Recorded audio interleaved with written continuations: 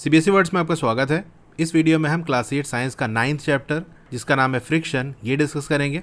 इससे पहले के चैप्टर्स की वीडियो अपलोड हो चुकी है। अगर आपने नहीं देखा तो डिस्क्रिप्शन में और कमेंट सेक्शन में आपको प्लेलिस्ट का लिंक मिल जाएगा, वहां से देख सकते हो। आपने देखा होगा जो ड्राइवर होते हैं कार या ट्रक के, slowing down the vehicles at traffic signal, वो अपनी गाड़ी को धीरे कर लेते हैं ट्रैफिक सिग्नल पे, क्योंकि सिग्नल के पास अक्सर थोड़ी भीड़ भाड़ रहती है, तो इसलिए गाड़ी को धीरे करना पड़ता है। अगर सिग्नल रेड है तो रोकना भी पड़ जाएगा। You too slow down your bicycle whenever needed by applying brake। आप भी अपनी साइकिल को धीरे कर लेते होगे ब्रेक लगा के, यानी जैसे आप जा रहे हो और साइकिल की स्पीड को कम करना है तो क्या करते हो, ब्रेक लगाते हो ना। Have you ever thought why a vehicle slows down when brakes are applied? क्या कभी आपने सोचा कि गाड़ी धीरे क्यों हो जाती है जब हम ब्रेक लगाते हैं? और सिर्फ गाड़ी ही नहीं, कोई भी ऑब्जेक्ट ले लो, वो किसी सरफेस में मूव कर रहा हो तो वो धीरे हो जाता है when no external force is applied on it। अगर बाहर से कोई एक्सटर्नल फोर्स ना लग रही हो तो कुछ टाइम के बाद धीरे हो जाता है। जैसे मान लो कोई बॉक्स रखा था, आपने उसको हिट किया यानी फोर्स लगी तो वो बॉक्स मूव करेगा, लेकिन ऐसा नहीं कि वो चलता चला जाएगा, थोड़ी दूर जाके वो रुक जाएगा। यानी पहले आप हिट करोगे तो तेजी से जाएगा, फिर उसकी स्पीड धीरे होते होते होते एकदम जीरो हो जाएगी, रुक जाएगा, क्योंकि अब फोर्स उस पर नहीं लग रही। स्टार्टिंग में आपने फोर्स लगाया फिर छोड़ दिया, तो अब जो है आप बाहर से कोई फोर्स उस पर नहीं दे रहे हो, तो आप देखोगे वो ऑब्जेक्ट जो है जो किसी सरफेस में मूव कर रहा है उसकी स्पीड धीरे हो जाती है। फाइनली इट स्टॉप्स, और आखिरकार वो रुक भी जाता है। क्या आपने देखा एक मूविंग बॉल जो कि ग्राउंड पे मूव कर रही है वो भी रुक जाती है कुछ टाइम के बाद। तो ये बॉल अपने आप कैसे रुक गई जो मूव कर रही थी? Why do we slip when we step on banana peel? केले के छिलके पे पैर पड़ जाता है तो हम स्लिप क्यों कर जाते हैं? ये नीचे आपको इमेज दी है। Why is it difficult to walk on smooth and wet surface? बड़ी चिकनी सी सरफेस हो या गीली सरफेस हो, उस पर चलना मुश्किल क्यों होता है? यानी बहुत स्मूथ सी सरफेस हो तो स्लिप कर जाते हैं ना, या पानी वगैरह पड़ा होता है तो उस पर पैर पड़ा तो स्लिप कर जाता है। तो ऐसा क्यों होता है कि स्मूथ और वेट सरफेस पे चलना मुश्किल क्यों होता है? ये सारी सिचुएशन आपने ऑब्जर्व की होंगी या आपने फेस की होंगी, आपके साथ ऐसा हुआ होगा। तो क्वेश्चन आता है ऐसा क्यों हुआ? तो ये इमेज बनी है, boy falls down when he steps on a banana peel. केले की छिलके पे पैर पड़ा और ये गिर गया। You will find answers to such question in this chapter. तो इन्हीं सवालों के आंसर आप इस चैप्टर में देखोगे, आपको मिलेंगे यहाँ पर आंसर। पहला टॉपिक है 9.1 फोर्स ऑफ फ्रिक्शन। अब ये क्या है जरा जानते हैं। उसके लिए एक्टिविटी करनी पड़ेगी। Activity 9.1, gently push a book on a table. हल्के से एक बुक को जो कि टेबल पे रखी हो उसको धक्का दो, पुश करो। You observe that it stops after some distance. आप देखोगे कुछ दूर चलने के बाद वो रुक गई। अब इस एक्टिविटी को रिपीट करो। इस बार पुश करो बुक को अपोजिट साइड से, जैसे पहले आपने लेफ्ट साइड से पुश किया था, अब राइट साइड से उसको पुश करो। तो ये नीचे आपको फिगर दी है। Does the book stop this time too? क्या इस बार भी बुक रुक गई? ऑब्वियसली थोड़ी दूर जाके वो रुक जाएगी।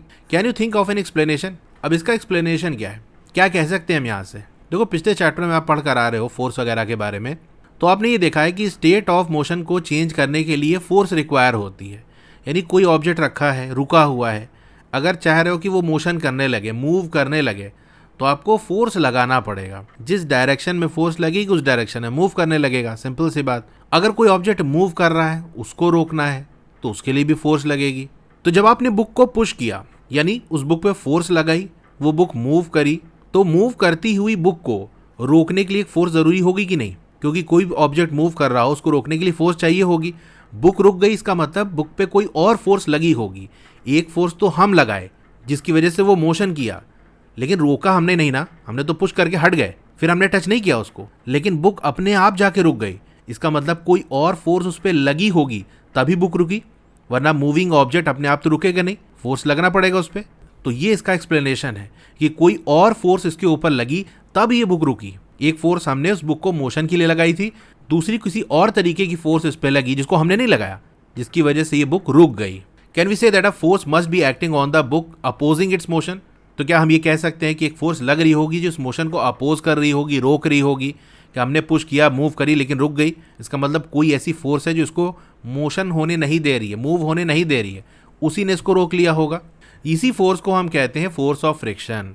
तो फोर्स ऑफ फ्रिक्शन ऐसी फोर्स है जो मोशन को अपोज करती है, मोशन को होने नहीं देती, या अगर मोशन हो गया तो कोशिश करेगी उसको रोक दें, होने ना दें। जैसे कोई ऑब्जेक्ट रेस्ट पे है, रुका हुआ है, तो ये फोर्स ऑफ फ्रिक्शन चाहेगी कि वो मूव ना करे, और अगर मूव करने लगा तो भी वो चाहेगी इसी तरीके से उसको रोक दें। ठीक है, तो फोर्स ऑफ फ्रिक्शन का आइडिया थोड़ा मिला आपको। Friction opposes relative motion between the surfaces of the book and table. अब बुक और टेबल की सरफेस आपस में टच है, इनके रिलेटिव मोशन को ये फ्रिक्शन अपोज करेगी, रोकेगा, यानी एक दूसरे के मुकाबले में ये मूव ना करे, ये सरफेस एक के ऊपर एक मूव ना करे। इसको रोकने का काम कौन करेगा? यही फ्रिक्शन करेगा। अच्छा, ये फोर्स ऑफ फ्रिक्शन किस डायरेक्शन में लगती है, चलिए इसको समझते हैं। अगर आप फोर्स लेफ्ट की तरफ लगाओगे तो मोशन कैसा होगा, ऐसे होगा। इसको रोकने के लिए फ्रिक्शन को कैसे लगना होगा, क्योंकि फ्रिक्शन इसकी मोशन को रोकेगा, तो फ्रिक्शन को इसके अपोजिट डायरेक्शन में लगना पड़ेगा। आप ऐसे फोर्स लगा रहे हो मोशन कराने के लिए, तो फ्रिक्शन ऐसे लगेगा ताकि ये मोशन को रोक सके। वरना अगर आप ऐसे फोर्स लगा रहे हो और फ्रिक्शन ऐसे एक्ट करेगा तो ये इधर चला जाएगा। आप ऐसे फोर्स लगा रहे हो, फ्रिक्शन अगर ऐसे फोर्स लगाएगा तो नीचे की तरफ आ जाएगा। आप ऐसे फोर्स लगा रहे हो, फ्रिक्शन भी ऐसे लगाएगा तो ये और तेजी से उधर मूव करने लगेगा। तो अगर आप फोर्स ऐसे लगा रहे हो, मोशन ऐसे हो रहा है, तो फ्रिक्शन अपोजिट डायरेक्शन में लगेगा ताकि इसके मोशन को रोक सके। इसी तरह से अगर आप फोर्स ऐसे लगा रहे हो राइट की तरफ, ऑब्जेक्ट राइट की तरफ जा रहा है, तो फ्रिक्शन इसके अपोजिट ऐसे लगेगा लेफ्ट की तरफ। ठीक है, तो आपने देख लिया कि अगर आप अप्लाई कर रहे हो फोर्स लेफ्ट साइड से तो फ्रिक्शन ऐड करेगा किधर से, right.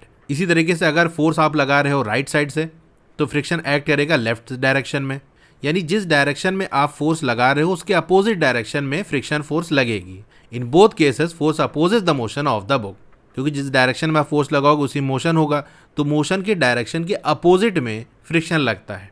The force of friction always opposes the applied force. तो ये बहुत इंपॉर्टेंट लाइन है, ये बात याद रखना कि जो फोर्स ऑफ फ्रिक्शन है वो हमेशा क्या करेगा, अप्लाइड फोर्स, जो फोर्स लगाई जा रही है, जिसको आपने लगाया या किसी और चीज़ से लगवाया, उसको अपोज करेगी, यानी उसके अपोजिट डायरेक्शन में लगेगी। तो फोर्स ऑफ फ्रिक्शन क्या है, किस डायरेक्शन में लगती है, ये बात तो समझ में आ गई। कहाँ पर लगती है? In the above activity the force of friction acts between the surface of the book and the surface of the table. तो देखो, फोर्स ऑफ फ्रिक्शन जो सरफेस कांटेक्ट में होती है, टच में रहती है, वहां पर लगती है। जैसे यहाँ पर बुक और टेबल एक दूसरे से टच में है कि नहीं, बुक की सरफेस टेबल की सरफेस के ऊपर मूव कर रही है, तो बुक और टेबल की सरफेस के बीच में लगेगी। थोड़ा सा मैं आपको इसको ड्रॉ करके अगर दिखाऊं, ये जैसे टेबल की सरफेस है और ये बुक या कोई बॉक्स रखा है ब्लू कलर का, और इस बॉक्स को मूव करने के लिए फोर्स इस डायरेक्शन में लगाई जा रही है। ऐसे फोर्स लगा रहे हैं ताकि बॉक्स इस तरफ मूव कर जाए या मूव करने लगा। अगर मूव हो रहा हो तब भी, नहीं मूव हो रहा हो तब भी फोर्स ऑफ फ्रिक्शन लगेगी, ये बात याद रखना। यानी अगर आप फोर्स उस पर लगाओगे तो फ्रिक्शन फोर्स लगना शुरू हो जाएगी। पहला तो उसका काम यही है ना कि मोशन होने ही ना दे। बॉक्स रखा था या बुक रखी थी, कोई भी चीज़ रखी थी, अब आप फोर्स लगा रहे हो ताकि वो मूव कर जाए, तो जैसे ही फोर्स लगाओगे फोर्स ऑफ फ्रिक्शन कहेगी अरे ये कौन फोर्स लगा रहा, चलो इसको रोकते हैं। तो पहला काम ये है कि उसको मोशन होने से रोकेगी। अगर बाई चांस आपने ताकत ज़्यादा लगा लिया, वो कमज़ोर पड़ गई और आपने इसको मूव करा दिया, तो मूव करता रहेगा तो भी फ्रिक्शन लगता रहेगा उस पर। और अगर मान लो फोर्स लगाना आपने छोड़ दिया, तो अब सारी पावर किसके पास आ गई, फोर्स ऑफ फ्रिक्शन के पास। तो वो अपनी फोर्स को जो लगा रही थी उसके बल पे इसको रोक देगी। हाँ, तो मैं आपको ये दिखा रहा था कि फोर्स ऑफ फ्रिक्शन किधर लगेगी, जिधर फोर्स लग रही है, जिधर मोशन हो रहा है उसके अपोजिट डायरेक्शन में। और कहाँ पर लगेगी, बुक और टेबल के सरफेस जहाँ कॉन्टैक्ट में है वहाँ पर, ये इस तरह से। तो ये क्या है, फ्रिक्शन। तो इतनी बातें फ्रिक्शन के बारे में हमने जान ली। Is the friction same for all the surfaces? तो ये तो हमने देख लिया कि फ्रिक्शन सरफेस के बीच में लग रहा है, तो यानी सरफेस का कोई इंपॉर्टेंस है, रोल है। तो क्या सारी ही सरफेस के लिए जो फ्रिक्शन है वो सेम ही लगेगा, या फिर ये डिपेंड करती है स्मूथनेस सरफेस की, यानी वो सरफेस जिसके बीच में फ्रिक्शन लग रहा है वो कितनी स्मूथ है, बहुत स्मूथ सी है या रफ सी है, यानी खुरदुरी है, उबड़ खाबड़ सी है, कैसी है सरफेस, क्या इस पर डिपेंड करेगा? चलिए इसको हम पता लगाते हैं। 9.2 फैक्टर्स अफेक्टिंग फ्रिक्शन। तो वो कौन से फैक्टर हैं जो फ्रिक्शन को अफेक्ट करते हैं, यानी जिनकी वजह से फोर्स ऑफ फ्रिक्शन की वैल्यू कम ज़्यादा होती है। इसके लिए एक्टिविटी करनी पड़ेगी। 9.2 tie a string around a brick. एक ब्रिक ले लो, ईंट ले लो, उसके चारों तरफ एक स्ट्रिंग को, एक डोरी को बांध दो। Pull the brick by a spring balance. अब स्प्रिंग बैलेंस की मदद से उस ब्रिक को आप खींचो। अच्छा, ये स्प्रिंग बैलेंस क्या होता है पहले उसको समझ लेते हैं। तो ये आपको यहाँ पर राइट साइड दिया हुआ है, spring balance. Spring balance is a device used for measuring the force acting on an object. किसी ऑब्जेक्ट पे कितनी फोर्स लग रही है, इसको मेजर करने के लिए हम स्प्रिंग बैलेंस का यूज करते हैं। इसमें होता क्या, it consist of a coiled spring which gets stretched when a force is applied to it. Spring balance के अंदर, जैसा कि नाम है, एक स्प्रिंग होती है कॉइल्ड शेप में, गोल गोल लपेटी हुई स्प्रिंग होती है ना। स्प्रिंग तो देखा ही होगा आपने, ऐसे ऐसे ऐसे होती है, ठीक है। तो इसके अंदर ये होती है। अब जैसे स्प्रिंग को आप खींचो तो क्या होता है, उसकी लंबाई बढ़ जाती है कि नहीं, यानी उस पर फोर्स लगाओगे, एक साइड से पकड़ के दूसरी साइड से खींच रहे हो या दोनों साइड से पकड़ खींच रहे हो, तो स्प्रिंग लंबी हो जाती है। स्प्रिंग में ये खास बात होती है। तो ये बात यहाँ कह रहा है कि इसके अंदर कॉइल्ड स्प्रिंग होती है जो कि स्ट्रेच हो जाती है, स्प्रिंग लंबी हो जाती है, फैल जाती है जब फोर्स उस पर अप्लाई की जाती है। तो stretching of the spring is measured by a pointer moving on a graduated scale. अब ये बताओ, थोड़ा सा अगर खींचोगे तो लंबाई थोड़ी बढ़ेगी, ज़्यादा ताकत से खींचोगे तो स्प्रिंग और लंबी हो जाएगी। यानी कितना फोर्स लगा रहे हो उसी के हिसाब से स्प्रिंग की जो लेंथ है वो कम ज़्यादा हो सकती है कि नहीं। तो इस डिवाइस के अंदर एक पॉइंटर भी लगा होता है जो इसी को मेजर कर लेता है कि हाँ ये स्प्रिंग कितना खींची, फिर उसके हिसाब से वो वैल्यू दे देता है कि कितनी फोर्स लगाई गई। The reading on the scale gives the magnitude of force. तो ये मैंने आपको बताया कि फोर्स कितना लगी, उस स्प्रिंग के खींचने से ये मेजर हो जाता है। अब इसके पीछे क्या कॉन्सेप्ट है, कैसे मेजर हो जाता है, वो आपको नहीं जानना, सिंपल यहाँ पर इसका यूज़ करना है। इतना आपको मालूम होना चाहिए। स्प्रिंग बैलेंस की मदद से हम क्या करते हैं, किसी कोई ऑब्जेक्ट कितना ही फोर्स लगा रहा है वो हम मेज़र कर लेते हैं। या नीचे आप जैसे देख सकते हो ये हुक टाइप का है, अगर कोई चीज़ फंसाओगे यहाँ पर, कोई भारी चीज़ आपने लटका दिया तो ये ऊपर जाकर यहाँ पर स्प्रिंग लगी हुई है, इसके स्प्रिंग से ये पॉइंटर कनेक्ट है, फिर पॉइंटर से नीचे ये पूरा कनेक्शन है, स्प्रिंग का दूसरा हिस्सा ऊपर कनेक्टेड है। तो नीचे हुक में कोई चीज़ फंसाओगे तो ये हुक नीचे की तरफ खींचेगा तो स्प्रिंग लंबी हो जाएगी। तो नीचे जो पॉइंटर लगा है, अच्छा मैं थोड़ा सा बना देता हूँ, जैसे ये ऊपर वाला हिस्सा है यहाँ पर स्प्रिंग फंसी है और ये ऐसे क्वाइल्ड होके फिर यहाँ पर ये ऐसा पॉइंटर लगा हुआ है।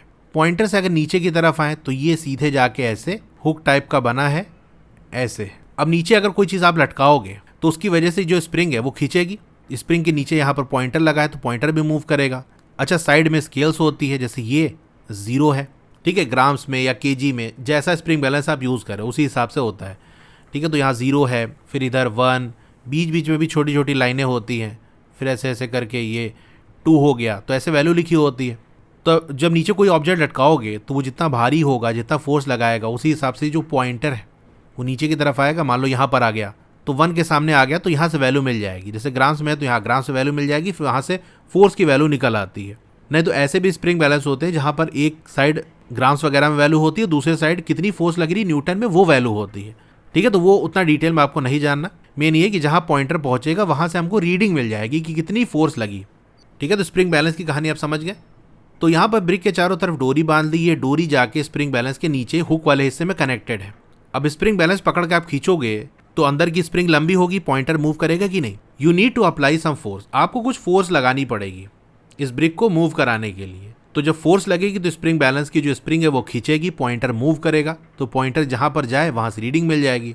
Note down the reading on the spring balance when the brick just begin to move, मतलब जैसे ही ब्रिक मूव करने लगे वैसे ही आपको रीडिंग ले लेनी है। It gives you a measure of the force of friction between the surface of the brick and the floor. तो जो वैल्यू आपको वहां स्प्रिंग बैलेंस में मिलेगी फोर्स की, वो एक्चुअल में फोर्स ऑफ फ्रिक्शन की वैल्यू है जो कि ब्रिक और फ्लोर की सरफेस के बीच में लग रहा है।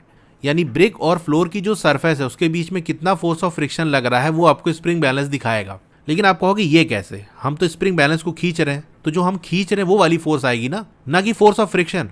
तो देखो बेसिकली होता क्या है, आप ब्रिक को खींच रहे हो, थोड़ी सी फोर्स लगाओगे तो नहीं मूव होगा, क्यों? क्योंकि फोर्स ऑफ फ्रिक्शन लग रही है। फोर्स ऑफ फ्रिक्शन की अपनी एक लिमिट है, ऐसा नहीं कि वो अनलिमिटेड फोर्स लगा सकती, एक लिमिट तक ही फोर्स लगा सकती है। क्या भैया इतना फोर्स लगाएंगे, इससे ज़्यादा हम नहीं लगा पाएंगे। जब उस लिमिटेड फोर्स को आप क्रॉस कर लोगे, जैसे फॉर एग्जाम्पल जैसे मान लो कोई ऑब्जेक्ट है, उसमें मैक्सिमम 3 न्यूटन की फोर्स ऑफ फ्रिक्शन लग सकती है। अब आप 1 न्यूटन की फोर्स लगाओगे तो मूव नहीं करेगा, क्योंकि आप 1 न्यूटन फोर्स लगाओगे, फोर्स ऑफ फ्रिक्शन वो भी 1 न्यूटन की फोर्स लगाएगा। आपने 2 न्यूटन की फोर्स लगाई तो फोर्स ऑफ फ्रिक्शन भी 2 न्यूटन के लगा के बैलेंस कर देगा, मूव नहीं कराने देगा। यानी जितना आप फोर्स लगाओगे उसी के बराबर वो अपोजिट डायरेक्शन में फोर्स लगाएगी ताकि मूवमेंट ना हो, क्योंकि ऑब्जेक्ट मूव नहीं कर रहा ना, मतलब ओवरऑल उस पर कोई फोर्स नहीं लग रही है। आप लेफ्ट साइड फोर्स लगाओगे तो उतना ही force right side force of friction की लग जाएगी, तो बराबर हो जाएगी बात, ऑब्जेक्ट मूव नहीं करेगा। आपने लगाया 3 न्यूटन का फोर्स ऑफ फ्रिक्शन भी 3 न्यूटन की लग गई और ऑब्जेक्ट मूव नहीं हुआ। लेकिन आप जैसे ही थोड़ा सा बढ़ाओगे, एकदम जस्ट पॉइंट में 3.1 जैसे आपने बढ़ाया या बहुत थोड़ा जैसे ही लगाया, अब फोर्स ऑफ फ्रिक्शन मैक्सिमम उस कंडीशन में 3 न्यूटन लगा सकती थी।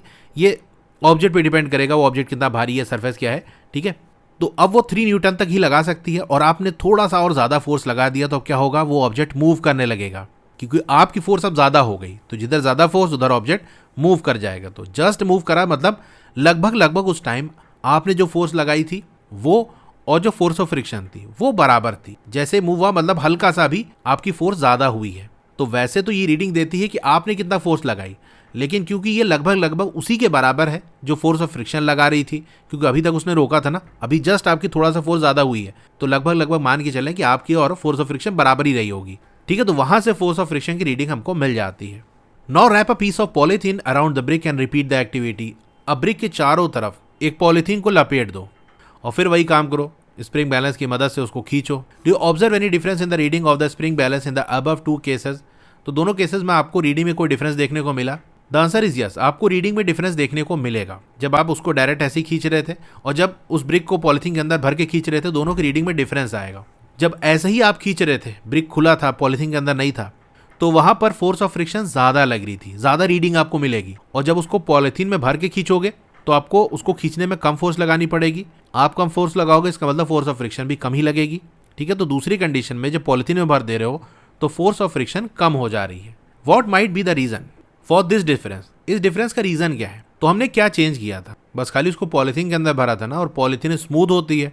पहले जो ब्रिक रखा था, जैसे ही सरफेस है इसके ऊपर ब्रिक रखा था, तो ब्रिक बहुत चिकना सा नहीं होता, उबड़ खाबड़ से उसकी सरफेस होती है, रफ सी सरफेस होती है। फिर जब पॉलिथीन के अंदर भर लिया तो ब्रिक क्योंकि पॉलिथीन से पैक हो गया है, तो आप जब मूव कराओगे तो नीचे पॉलिथीन की सरफेस है जो कि फ्लोर के कांटेक्ट में है, और पॉलिथीन की जो सरफेस है वो चिकनी होती है, स्मूथ होती है। तो बात ये समझ में आई कि अगर सरफेस रफ होगी, खुरदुरी सी होगी, तो फोर्स ऑफ फ्रिक्शन वहां पर ज्यादा लगेगी, उसको मूव कराने के लिए ज्यादा ताकत लगेगी। वहीं अगर स्मूथ सी सरफेस होगी तो आसानी से मूव हो जाएगी। Repeat this activity by wrapping a piece of jute bag around the brick. अब जूट बैग मार्केट में अवेलेबल होता है, वहां से आप लेके उसको लपेट दो उस ब्रिक के अराउंड और फिर खींचो। क्या ऑब्जर्व होगा? ऑब्जर्व करोगे अब उसको मूव कराना और मुश्किल हो गया है, क्योंकि जूट बैग की जो सरफेस होती है वो काफी रफ होती है, और रफ सरफेस होगी तो फ्रिक्शन बढ़ जाएगा, मूव नहीं होगा। Activity 9.3, make an inclined plane on the smooth floor or on a table. You may use a wooden board supported by brick or books. Put a mark with a pen at any point A on the inclined plane. Now let a pencil cell move down from this point. तो आपको एक inclined plane बना लेना है, तिरछा सा plane बना लेना है जो स्लोपदार हो। उस स्लोप से आपको एक सेल को रख के छोड़ना है, लेकिन पहले एक निशान लगा लो कि यहाँ से हम छोड़ रहे हैं। तो जब छोड़ोगे तो जो सेल है वो लुढ़कते हुए जाएगा आगे की तरफ। तो वो सेल कितना मूव करा टेबल पे, रेस्ट पे आने से पहले, रुकने से पहले वो कितनी दूर गया। नोट डाउन द डिस्टेंस, उस डिस्टेंस को आप नोट कर लो। Now spread a piece of cloth over the table. अब उस टेबल के ऊपर आप एक पीस ऑफ क्लॉथ फैला दो। इस बात का ध्यान रहे कोई भी क्लॉथ पे रिंकल ना हो, सिकड़ा ना हो, और फिर से इस एक्टिविटी को ट्राई करो। तो चलिए इसको करते हैं। तो ये अपना इंक्लाइंड प्लेन है, इसमें यहाँ पर मैं एक निशान लगा देता हूँ। अब यहीं से मैं इस सेल को छोड़ूंगा।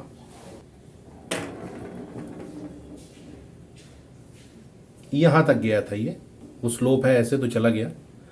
तो मैक्सिमम डिस्टेंस उसने यहाँ तक कवर की थी। अब ये कपड़ा मैंने बिछा दिया है और अब इसको हम ड्रॉप करेंगे। ये देखो, ये तो यहीं आके रुक गया। अब इसने कम डिस्टेंस कवर की है। तो क्या देखा हमने? The pencil cell cover different distance on different surface. तो सेल अलग अलग डिस्टेंस कवर करेगा अलग अलग सरफेस पे। टेबल के सरफेस पे वो ज़्यादा दूर तक मूव किया, वहीं कपड़े पे जब मूव कर रहा था तो ज़्यादा दूर नहीं गया। ऐसा क्यों हुआ होगा? क्योंकि सेल और टेबल के सरफेस के बीच में लगने वाली जो फोर्स ऑफ फ्रिक्शन थी वो कम थी, इसीलिए ज़्यादा दूर तक चला गया। फोर्स ऑफ फ्रिक्शन उसको रोक ही नहीं पाया। वहीं सेल की सरफेस और क्लॉथ की सरफेस के बीच में फोर्स ऑफ फ्रिक्शन ज़्यादा थी, इसीलिए जल्दी से उसने रोक दिया, ज़्यादा दूर सेल जा नहीं पाया। Repeat this activity bye spreading a thin layer of sand over the table. अगर टेबल पे आप सैंड की एक लेयर बना दो तब तो और कम दूर जाएगा, क्योंकि वहाँ पर और ज़्यादा रफनेस होती है, सैंड में मूवमेंट और मुश्किल हो जाता है। अच्छा, इस बात का ध्यान रखना, स्लोप वही रहना चाहिए पूरी एक्टिविटी में। In which case is the distance covered the minimum. सबसे कम डिस्टेंस किस केस में होगी? तो सैंड वाले केस में। अगर सैंड फैला दोगे और उस पर मूव कराओगे तो कम दूर जाएगा। फिर सेकंड नंबर पे क्या आएगा? क्लॉथ, और फिर लास्ट में तो टेबल की सरफेस है ही है, यानी सबसे ज़्यादा दूर जाएगा टेबल की सरफेस पे, फिर उससे कम क्लॉथ की सरफेस पे, और सबसे कम दूर जाएगा सेल सैंड की सरफेस पे। Why is the distance covered by the pencil cell different every time? तो डिस्टेंस कवर डिफरेंट क्यों था? Try to reason why, discuss the result. तो मैंने आपको बता दिया ना कि अलग अलग सरफेस पे फोर्स ऑफ फ्रिक्शन अलग अलग होती है। कोई सरफेस स्मूथ सी होगी, चिकनी सी होगी, तो फोर्स ऑफ फ्रिक्शन कम लगेगी। उस पर जो ऑब्जेक्ट मूव करेगा ज़्यादा दूर चला जाएगा, क्योंकि फोर्स ऑफ फ्रिक्शन यानी रोकने वाली, जो मोशन को रोकती है, वो फोर्स कम थी। अगर सरफेस रफ सी होगी, खुरदुरी सी होगी, तो फोर्स ऑफ फ्रिक्शन ज़्यादा लगेगी। तो ये रोकने वाली जो फोर्स है, फोर्स ऑफ फ्रिक्शन, ये ज़्यादा लगेगी, तो ऑब्जेक्ट को ज़्यादा दूर जाने नहीं देगी, जल्दी रोक देगी। Does the distance cover depend on the nature of the surface on which the cell moves? तो आंसर होगा यस। वो जो सरफेस है उसका नेचर क्या है, इस पे डिपेंड करेगा कि सेल कितना मूव करेगा। Could the smoothness of the surface of the cell also affect the distance travelled by it? तो ये मैंने आपको बता ही दिया कि स्मूथनेस कितनी है, वो सरफेस कितनी स्मूथ है, कितनी चिकनी है, ये अफेक्ट करेगा डिस्टेंस ट्रेवल्ड को। अब बूझो कह रहा है I shall try the activity by wrapping a piece of sandpaper around the cell. अगर मैं सेल के चारों तरफ एक सैंड पेपर लपेट दूं और फिर यही एक्टिविटी करूं तो मुझे ये ट्राई करना चाहिए। अच्छा, होगा क्या? अभी तक तो हम एक सरफेस को सिर्फ चेंज कर रहे थे। पहले टेबल की सरफेस पे सेल मूव किया, फिर क्लोथ की सरफेस पे, फिर सैंड पे, तो हमको अलग अलग डिस्टेंस मिली। लेकिन सेल की सरफेस वही थी, सेल पे हमने कुछ नहीं किया। लेकिन अगर सेल की सरफेस पे आप सैंड पेपर लपेट दोगे और सैंड पेपर की जो सरफेस है वो रफ सी होती है, खुरदुरी सी होती है, चिकनी नहीं होती, और सेल की सरफेस तो चिकनी होती है, यानी आपने दूसरी वाली सरफेस को भी और रफ कर दिया, तो अब सेल और कम दूर जाएगा। यानी वो दो सरफेस जो आपस में एक दूसरे के कांटेक्ट में है, वो दोनों कितनी स्मूथ या रफ हैं, वो डिसाइड करेगा वो ऑब्जेक्ट कितना मूव कर पाएगा। अगर दोनों को ही रफ कर दोगे तो मूवमेंट काफ़ी कम होगा। एक को रफ करा और एक स्मूथ है तो थोड़ा ज़्यादा मूव हो जाएगा। दोनों सरफेस आपकी स्मूथ है तो ऑब्जेक्ट और दूर निकल जाएगा। Friction is caused by इररेगुलरिटीज on to surfaces in contact. अच्छा, फ्रिक्शन लगता क्यों है? तो दो सरफेस में जो इररेगुलरिटीज होती हैं, उनकी सरफेस में जो ऊंच नीच होता है, उसकी वजह से ऐसा होता है। Even though surface which appear very smooth have a large number of minute इररेगुलरिटीज on them. अब वो सरफेस जो आपको स्मूथ सी लगती है, कह रहे तो चिकनी है, ये तो उबड़ खाबड़ सी है नहीं, बड़ी स्मूथ सी सरफेस है, लेकिन उसको भी अगर एकदम जूम करके आप देखोगे तो वहाँ भी बहुत ढेर सारी छोटी छोटी इरेगुलरिटीज़ होंगी। थोड़ा सा सरफेस की ऊपर नीचे होगी, आपको टच करने में फील नहीं हो रहा है, देखने से दिखाई नहीं पड़ रही वो इरेगुलरिटीज़, लेकिन होती है वो। तो कुछ सरफेस में इरेगुलरिटीज़ ज़्यादा होती हैं, उनकी सरफेस बहुत ऊंची नीचे होती है, वो आपको टच करने में फील भी हो जाएगी, आँख से दिखाई पड़ जाएगी, और कुछ होंगी दिखाई नहीं पड़ेगी लेकिन उसके अंदर भी होगी। हाँ, वो इरेगुलरिटीज़ काफ़ी कम होंगी। Irregularities on two surface lock into one another. अब होता क्या है, दोनों जो इरेगुलरिटी है वो लॉक हो जाती है। नीचे आपको इमेज दी है लेकिन मैं आपको एनिमेशन से दिखाता हूँ। ये देखो, जैसे ही बुक की सरफेस है, उसका नीचे वाला हिस्सा वैसे तो लगेगा आपको बड़ी स्मूथ सी है, लेकिन एकदम जूम करके हम देख रहे हैं तो बुक की देखो ये सरफेस उबड़ खाबड़ सी है, ऊंच नीच सी है। इसी तरह जो टेबल की सरफेस है वो भी देखो ये ब्राउन कलर से नीचे ऊंचा नीचा है कि नहीं। तो यही जो ऊंच नीच है इसी को कहते हैं इरेगुलरिटीज़, यानी बिल्कुल स्ट्रेट नहीं है, थोड़ी चीज़ें ऊपर नीचे हैं, सरफेस में अप डाउन है। तो दोनों सरफेस जो कॉन्टैक्ट में है उसमें अप डाउन है, तो इस तरह से ऐसे आके ये फंस जाता है, लॉक हो जाता है। इसको कहते हैं interlocking.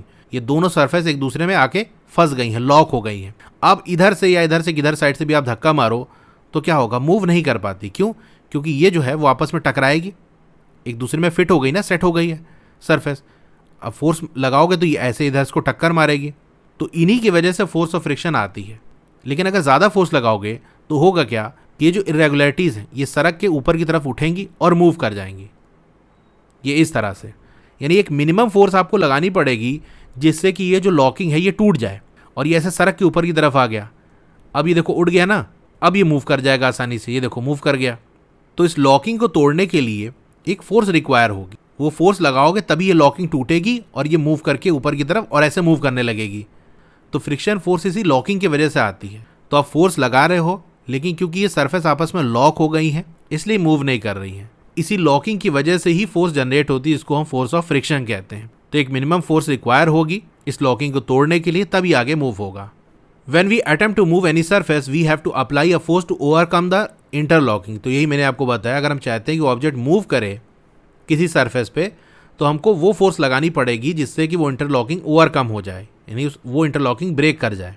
On rough surface there are large number of irregularities. अगर रफ सी सरफेस है तो उसे बहुत ज़्यादा उबड़ खाबड़ होगा, बहुत अच्छे से लॉकिंग हो जाएगी, तो उसको ब्रेक करने के लिए ज़्यादा फोर्स लगेगी।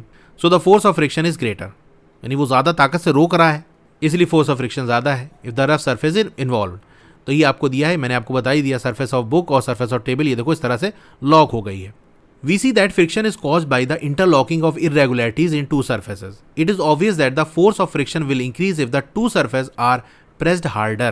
क्योंकि दो सरफेस जो कांटेक्ट में हैं वो इंटरलॉक हो जाती है, और मैंने आपको एनिमेशन से दिखाया था, एक बार फिर से दिखा देता हूँ कि जब इसको मूव कराने के लिए हम फोर्स लगा रहे हैं तो इसमें हो क्या रहा है, ये ब्लू वाला जो ऑब्जेक्ट है वो थोड़ा ऊपर की तरफ आएगा ताकि इस लॉकिंग को ब्रेक कर सके और आगे स्मूथली मूव कर सके।